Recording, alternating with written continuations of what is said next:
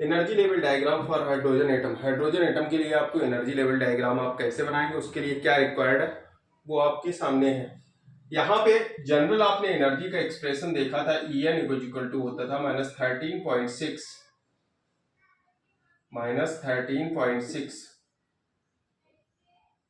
Z square upon n square electron volt, ये expression था। इसको आपने क्या किया for hydrogen atom, hydrogen atom के लिए क्या for H atom Z equal to 1, Z equal 1 रख दिया तो फार्मूला आ जाएगा En -13.6 upon n square electron volt. ये आपने एनर्जी कैलकुलेट की है। अब आपको सबसे पहले जब एनर्जी लेवल डायग्राम आप बनाएंगे तो उसमें आपको कौन कौन सी एसेंशियल पैरामीटर हैं जिनको आपको कैलकुलेट करना होगा। तो इसमें पहला पैरामीटर है प्रिंसिपल क्वांटम नंबर। तो principal quantum number first orbit के लिए n इक्वल टू 1, सेकेंड के लिए n equal to 2, third orbit के लिए n equal to 3, fourth orbit के लिए n equal to 4 dot dot dot, infinite orbit के लिए n equal to infinite. Orbit कौन सी डिफाइन कर रहा है, तो n इक्वल टू 1 पे कौन सी ऑर्बिट आएगी फर्स्ट, n इक्वल टू 2 पे second orbit, second, n equal to 3 पे third orbit, n equal to 4 पे फोर्थ ऑर्बिट, और डॉट डॉट इसके बाद आ जाएगा इनफाइनाइट ऑर्बिट। इनफाइनाइट कोई कुछ होता नहीं, मतलब जो न्यूक्लियस के अट्रैक्शन फोर्स से इलेक्ट्रॉन फ्री हो जाता है वही इनफाइनाइट माना जाता है। तो ये इनफाइनाइट ऑर्बिट। अब आपको एक्साइटेड स्टेट क्या देखनी है, दूसरा थर्ड पैरामीटर एक्साइटेड स्टेट। इसके बाद लेवल की एनर्जी क्या होगी, एनर्जी जो डायग्राम आपने बनाया उससे एनर्जी लेवल की क्या, फर्स्ट एनर्जी लेवल्स ये दिखाएंगे, सेकंड, थर्ड, फोर्थ। अब आप देखेंगे जब कोई इलेक्ट्रॉन फर्स्ट एनर्जी लेवल में होगा तो उसका एक्साइटेशन स्टेट क्या होगी, फर्स्ट ऑर्बिट में है इलेक्ट्रॉन, तो फर्स्ट ऑर्बिट से इलेक्ट्रॉन कहां आएगा, ग्राउंड स्टेट में आएगा, फर्स्ट ऑर्बिट टू ये excited state ES to GS आएगा, ग्राउंड स्टेट में आएगा। तो ये इसकी एक्साइटेड स्टेट ES, इसको हम क्या बोलेंगे ES, और ये क्या है ग्राउंड स्टेट।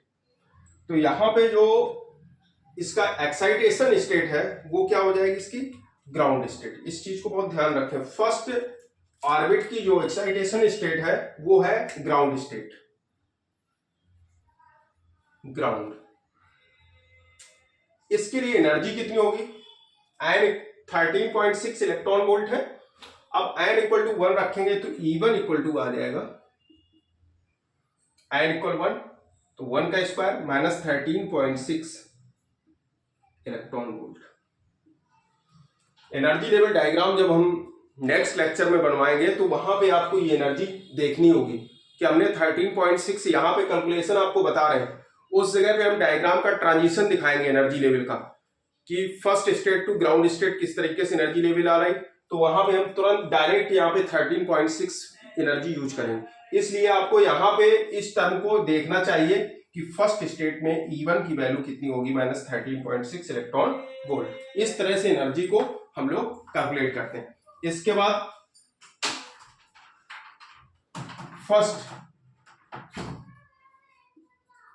फर्स्ट ऑर्बिट के लिए, सेकेंड ऑर्बिट में अगर इलेक्ट्रॉन है तो उसका जो एक्साइटेशन स्टेट होगी वो फर्स्ट ऑर्बिट होगी, फर्स्ट की ग्राउंड, सेकेंड की फर्स्ट ऑर्बिट। तो फर्स्ट ऑर्बिट के लिए एनर्जी हो जाएगी E2 इक्वल टू माइनस का 13.6 अपॉन कितना हो जाएगा, जब 2 रखेंगे तो 4 हो जाएगा यहाँ पे इलेक्ट्रॉन वोल्ट। अब 4 से इसको डिवाइड कर लेंगे तो इसकी जो एनर्जी आ जाएगी वो आ जाएगी माइनस का 3.4 इलेक्ट्रॉन वोल्ट, -3.4 इलेक्ट्रॉन वोल्ट। इसके बाद में थर्ड एक्साइटेड स्टेट है, थर्ड ऑर्बिट है, और थर्ड ऑर्बिट का एक्साइटेड स्टेट होगी सेकंड। थर्ड ऑर्बिट की एक्साइटेड स्टेट कौन सी होगी, सेकंड। मतलब कोई इलेक्ट्रॉन है और वो थर्ड ऑर्बिट में है, उसका जो ट्रांजिशन होगा इस थर्ड ऑर्बिट से, मतलब उसकी एक्साइटेड स्टेट थर्ड है और जब इलेक्ट्रॉन हमारा एक्साइटेड स्टेट में आएगा तो वो इस तरीके से इस स्टेट में आ जाएगा सेकंड में, second third to second, second उसकी एक्साइटेड स्टेट होगी। तो इस तरह से यहां पे ट्रांजिशन जो निकलेगा वो कितना हो जाएगा, E3 इक्वल टू माइनस का 13.6 अपॉन यहां हो जाएगा 9 इलेक्ट्रॉन वोल्ट। इसको आप कैलकुलेट करेंगे तो इसकी जो वैल्यू आ जाएगी, ये वैल्यू हमको मिलेगी -1.51। इसको कैलकुलेट करके कमेंट बॉक्स में बताना कि वैल्यू मैच कर रही है कि नहीं कर रही। तो माइनस का 1 पॉइंट यहाँ पे -13.6 अपॉन 9 इलेक्ट्रॉन वोल्ट के लिए आपको जब वैल्यू आप कैलकुलेट कर 9 से डिवाइड करेंगे इसको, तो यहाँ पे आ जाएगा माइनस का 1.51 इलेक्ट्रॉन वोल्ट, ये वैल्यू आपको मिलेगी। इसके बाद फोर्थ ऑर्बिट में आते हैं। फोर्थ ऑर्बिट से एक्साइटेड स्टेट की जो ऑर्बिट होगी वो थर्ड हो जाएगी, 4 टू थर्ड। तो इस एक्साइटेड स्टेट पे E4 आप कैलकुलेट करेंगे, इसकी वैल्यू मिलेगी माइनस का 13.6 अपॉन 4 का स्क्वायर करेंगे, यहाँ पे 4 का स्क्वायर हो जाएगा तो क्या हो जाएगा 16 इलेक्ट्रॉन वोल्ट। जब इस वैल्यू को आप कैलकुलेट करेंगे तो इसकी वैल्यू आपको मिलेगी -0.85 इलेक्ट्रॉन वोल्ट। इसके बाद इनफाइनाइट का इनफाइनाइट में ट्रांजिशन होगा, इनफाइनाइट स्टेट का इनफाइनाइट स्टेट में ट्रांजिशन होगा, और यहां पे जो एनर्जी आप कैलकुलेट करेंगे उसमें ई इनफाइनाइट की वैल्यू आ जाएगी 0। इनफाइनाइट में एनर्जी कितनी होती है, 0। तो ये एनर्जी लेवल आपने कैलकुलेशन करना सीखा, किस तरीके से एनर्जी लेवल कैलकुलेट करेंगे। इंपॉर्टेंट पॉइंट इसका ये है कि आप ऑर्बिट को ध्यान रखेंगे और ऑर्बिट की एक्साइटेड स्टेट क्या ध्यान होगी। जैसे फर्स्ट ऑर्बिट है तो फर्स्ट ऑर्बिट की जो एक्साइटेड स्टेट है वो ग्राउंड स्टेट है, ग्राउंड मतलब 0 में।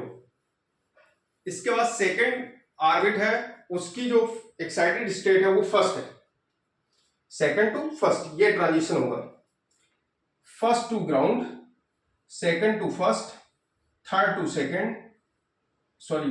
Second and fourth to third, और इनफाइनाइट का इनफाइनाइट में ट्रांजिशन होता है। तो इस तरह से एनर्जी डायग्राम आप बनाएंगे और डिफरेंट एनर्जी को कैलकुलेट करेंगे। यहां पे आपने क्या किया, एनर्जी कैलकुलेट की है E1, E2, E4 और E इनफाइनाइट, ये एनर्जी लेवल। अब वहां पे हम डायरेक्ट डायग्राम बनाएंगे तो फर्स्ट ऑर्बिट जब हम फर्स्ट लेवल बनाएंगे तो वहां -13.6 इलेक्ट्रॉन वोल्ट लिखेंगे। सेकंड लेवल के लिए जब हम बनाएंगे तो -3.4 इलेक्ट्रॉन वोल्ट लिखेंगे।